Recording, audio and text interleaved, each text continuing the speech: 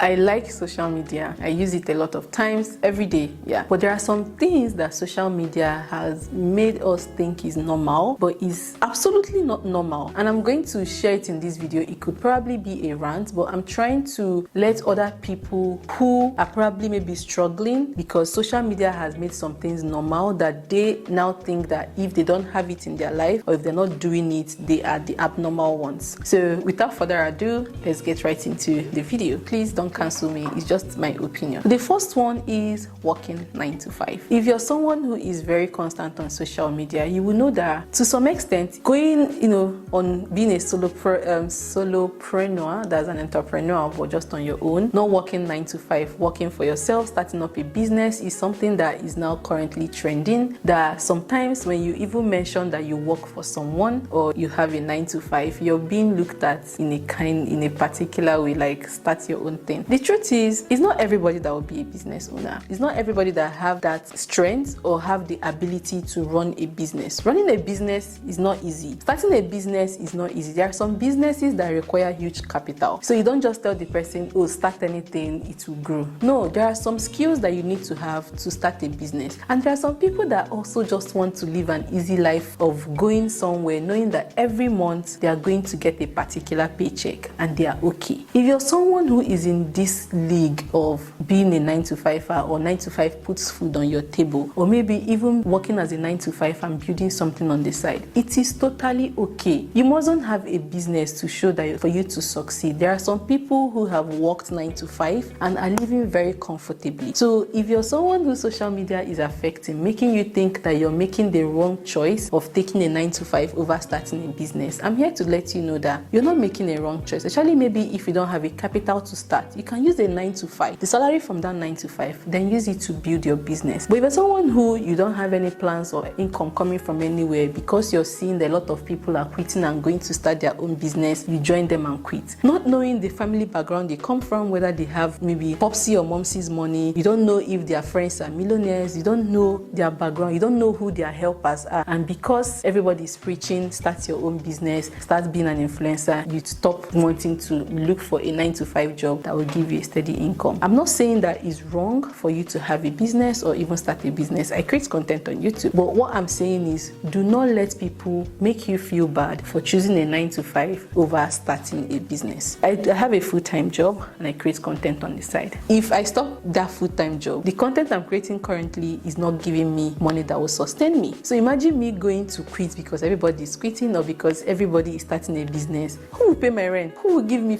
I don't have anybody that is going to send me money or anybody that will take care of me. So please do not let social media make you feel like a failure because you're doing 9 to 5. It is okay to do 9 to 5. It is okay to know that at the end of the month, a paycheck is coming and you can feed your loved ones, you can feed yourself, you can get something for yourself. And then slowly you can easily build on the side. And when that one gives you enough money that can sustain you, you can choose to quit your 9 to 5. Okay? It is very okay. Please. Which brings me to the second one, and this one is everywhere. It's so popular. Making it in your 20s. I don't even know who puts that pressure. I don't know where they wrote a documentation that you have to make it in your 20s. A lot of people in their 20s, even sometimes on Quora, I see a teenager, 17, 18, saying, oh, their life is over because they've not made it. Your 20s, you're still very confused. Even me, I'm confused. Like, you don't even know exactly who you are. And that is just the truth. So you thinking that in your 20s, you're supposed to be a millionaire, boy, where did you get that from? The truth is, people just show you highlights. People show you screenshots that can be edited. People show you, someone can just be passing and snap a Benz and post, and you think it's their own. It could just be maybe an uncle or a relative, old money. And then you're thinking that in your 20s, because you don't have thousands of dollars in your account, or you don't have a house, and then you're putting yourself under unnecessary pressure, giving yourself anxiety and depression over what you're seeing people display online. If you go back and track, I'll see if I can get the information online, how much you're supposed to earn per your age. I'm not saying that it is impossible to make it in your 20s. If you make it in your 20s, that is so great. But if you don't make it in your 20s, you're still starting out life. Imagine, let's say the workforce, you have 50 years to work in the workforce or 40 years, and you're in your 20s, you still have over 30 plus years to figure out. I'm not saying that you should not work hard. No, me, I'm working hard. I want to retire early. But what I'm saying is you putting unsurmountable pressure on yourself because you're seeing someone 21 years, 23 years, 24 years being a millionaire and you're not. That is not the normal way. I don't know how to explain it. If they do that in their 20s, they've been so blessed and lucky. Be happy for them, appreciate them, but don't let that put you under pressure thinking that because you've not made it in your 20s, you're a failure. A lot of people start life at 30. So a lot of people start life at 40, 50. I'm not saying you should wait till you're 30 or you're 40. As long as you're putting in the work, as long as you're working hard, growing and developing yourself, you're definitely going to make it. But putting a lot of pressure on yourself that if you don't make it in your 20s, your life is over. I'm sorry for you, but the truth is don't let that get to you, because normally things like this, they take time. You're going to learn to make mistakes. You're going to gain experience. How would you come out from the university and want to become a millionaire immediately without getting an experience in anything or starting a business or providing value for people? You still have a lot to learn, right? So be patient with yourself. Don't let people fool you. People splashing money everywhere. I'm not saying it's not good to dream. I have very huge dreams that I've been working on since I was a teenager. But the truth is, some things take time. You must not make it in your 20s. You have your 30s to make it. You have your 40s to make it. And the truth is, when you get up there, when you become successful, it's not crowded. That's just the truth. So don't let social media make you think that if in your 20s you're not buying a house, you're not buying a car, you're not owning a multi-million business, that you failed. Please, that is not the norm.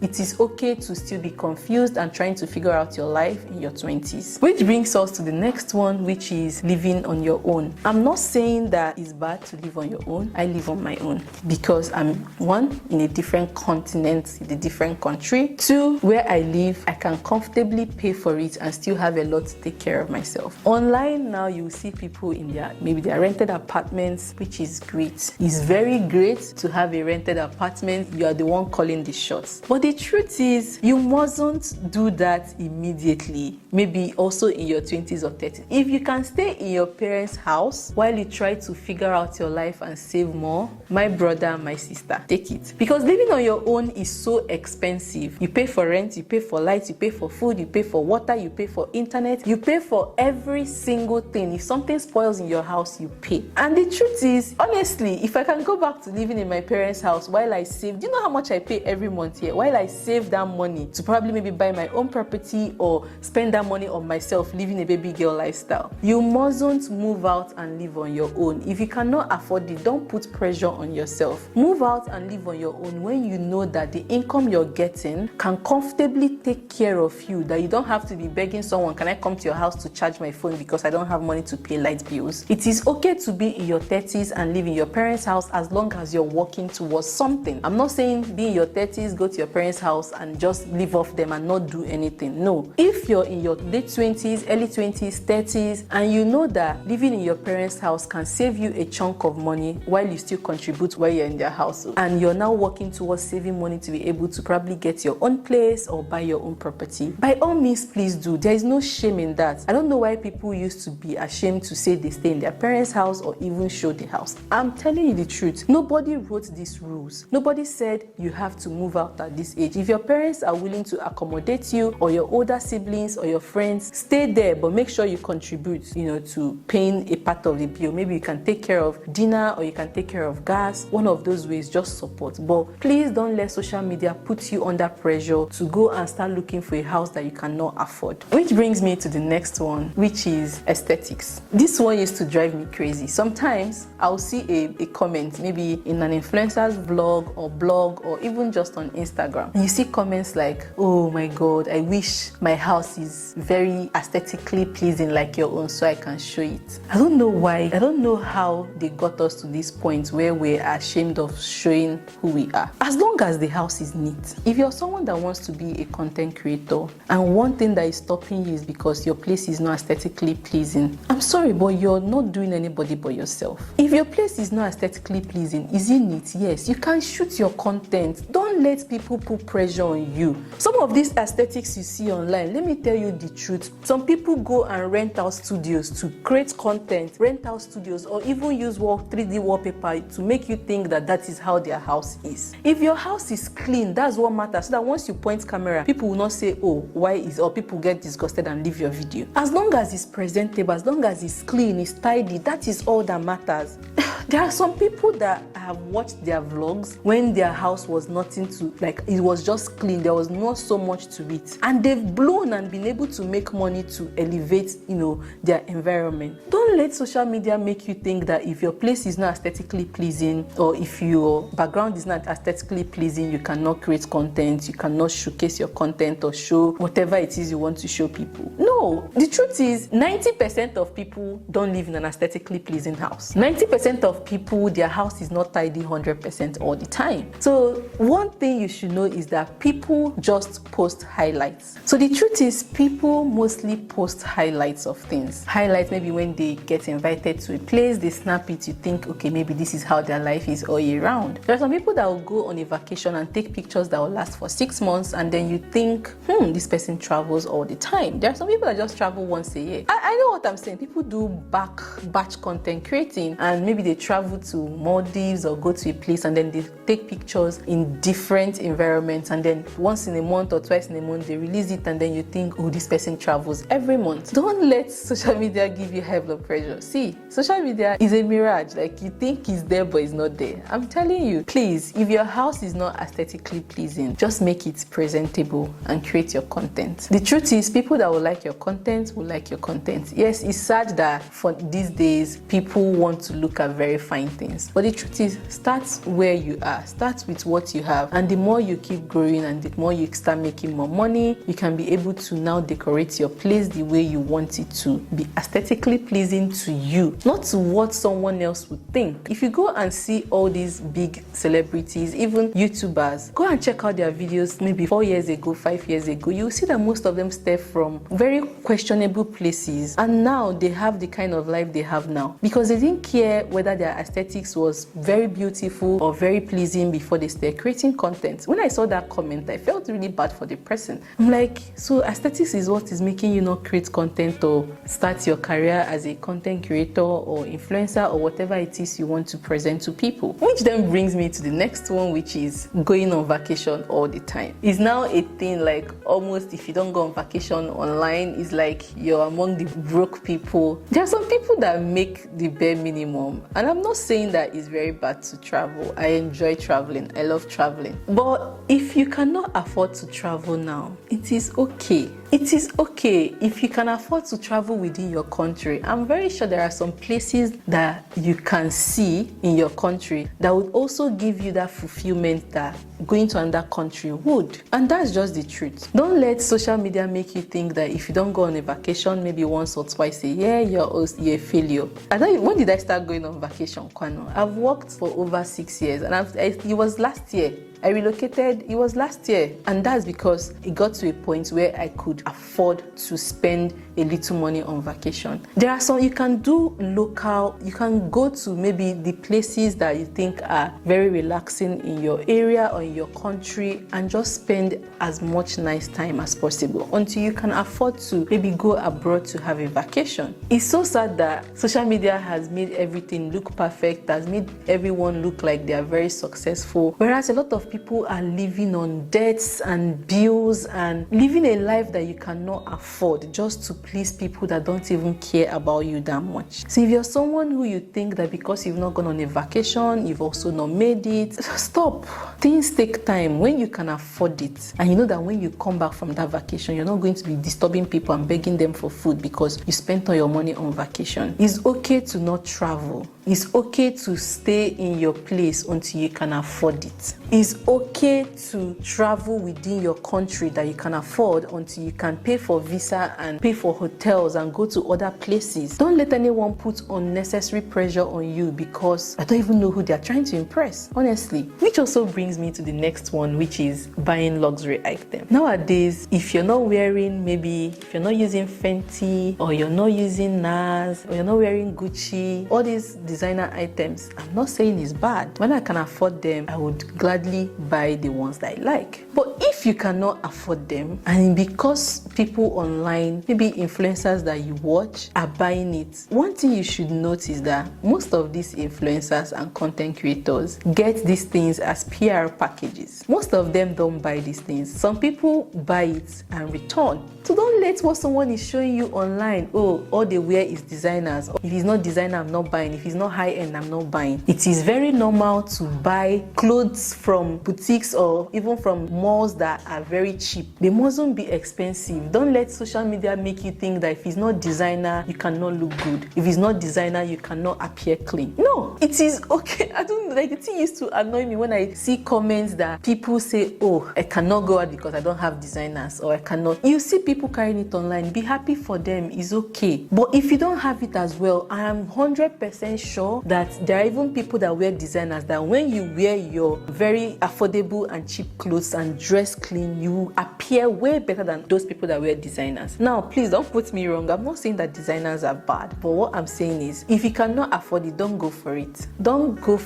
even go for the fake one. Buy something else that is as good but more affordable. Okay, you mustn't wear luxury. You mustn't wear designers to show that you've arrived. Until you can afford them comfortably, don't let anybody put pressure on you. Which also brings me to the next point, which is buying things in bulk. And what I mean is, or having things in bulk. What I mean is this: most times when you watch online, you see people having hundreds of perfumes, 50 shoes. Wardrobe can't even enter their shoes anymore. You see them having like 100 workout outfits, 10,000 bags, 100,000 heels, 150,000 sneakers. It is okay to just have 3 or 4 shoes that you can interchange, because the truth is, those your 4-10 shoes, you probably have just 2 that you wear all the time. It's okay not to have those things in bulk. Like I said, some of the influencers you see online get these things gifted. You cannot compare someone who is a wig ambassador or a stylist or even someone that is a fashion influencer. You can't compare their wardrobe to your wardrobe. Some of these influencers get clothes that they will wear the whole year without repeating, and they don't need to spend a dime of their own. And when you see them post every day with different outfits, you're wondering, oh, if this person, I cannot repeat my clothes though, because this person is not repeating their clothes. You'll be putting yourself on unnecessary pressure, because these people are not even spending their money, and then you're spending your hard-earned money to impress people that don't even know about you or care about you. So you mustn't have things in bulk. If you have just 2 perfumes, 1 perfume, 3 perfumes, it is okay, as long as you smell good. If you have 2 shoes that are very neat and very good, wear your 2 shoes. Don't let anybody make you feel bad because you have less. And most of the times when you have things in bulk, they either expire or you don't even remember wearing them, and they spoil or decay or go out of style. So if you're someone who is worried because you don't have things in bulk, or you're spending your hard-earned money to buy things in bulk to impress people, don't do that, please. Okay? Which also brings me to the next one, which is being an influencer or being a content creator. Nowadays, if you're not a content creator or an influencer, it feels like you're doing something wrong. And the truth is, it's not everyone that can be an influencer or a content creator, and that is okay. If you want to pursue other career, maybe you want to be a doctor or you want to be a writer, you can go on and do that.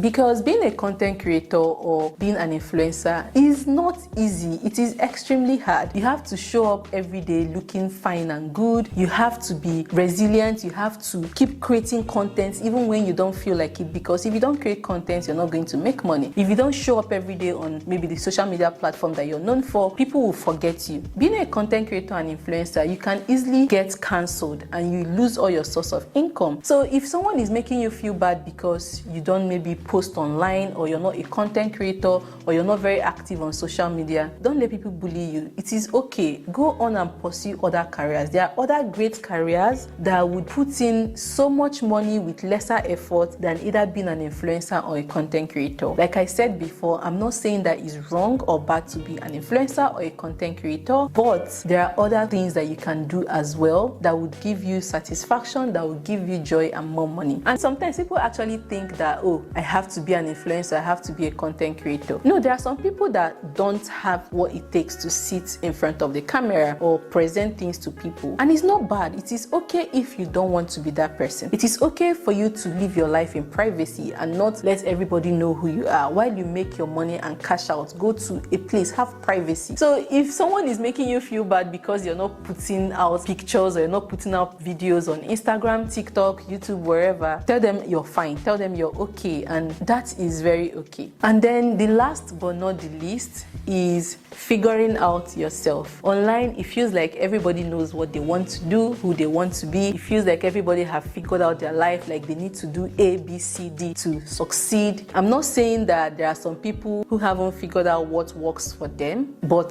it's not everyone that have their life figured out. Some people just walk with the vibes of inshallah. Some people walk with the vibes of let's see how it goes. Some people do trial and error. Some people take risks. And it's okay to not have your life figured out. Like I said, social media is just highlights. A lot of people are struggling and crying behind closed doors and then come online and make you feel like they've succeeded, they have everything, they know everything they want to know. Don't let people put that pressure on you on social media. If you're struggling and still trying to figure out who you are, it is very okay to not know exactly what you want to do today, not know exactly where you want to be tomorrow. As long as you're making progress, learning, making mistakes and learning from them, growing, it is okay. Social media is a highlight. Don't let people on social media put pressure on you. Oh, they've succeeded. Oh, they know what they want to do. It is okay. Maybe in your 40s, in your 30s to still be lost. It is okay to start afresh. It is okay to say, oh, I don't want to do this anymore. I want to transition. Transition in peace. Don't let anybody make you feel like you're stagnant and you're not making progress. And another thing that happens like this is when you keep comparing your life to people online, you find it difficult to do retrospective to see that you've actually gone far. You've actually achieved some of the things that you've written on your goals. And another thing too is when you even reach that goal, you don't take a breather because maybe you want to hit $10,000 in savings and then you go online and you see someone has posted 50,000. You're now feeling bad because your 10,000 is so small compared to the 50,000. But remember that your goal was 10,000 and you've hit it, but now you're unhappy because you've seen someone else hit 50. So don't ever measure your life with someone on social media because you don't even know if the 50,000 they posted is their money or they're holding it for maybe their siblings or is a job that they did and they contributed. These are some of the things that have been bothering me that I want to share. There are still a lot more and I might do a part 2, but yes, that is what I want to say. Don't let social media make you feel like a failure. These things that they're making you think is normal is actually the weird thing, and the normal thing is just your day-to-day life and struggling and trying to figure out your life, trying to reset your life, and that is okay. I hope this video was very helpful to you. If that is, give me a thumbs up and make sure to comment and subscribe if you haven't, and I'll see you in my next video. Bye guys.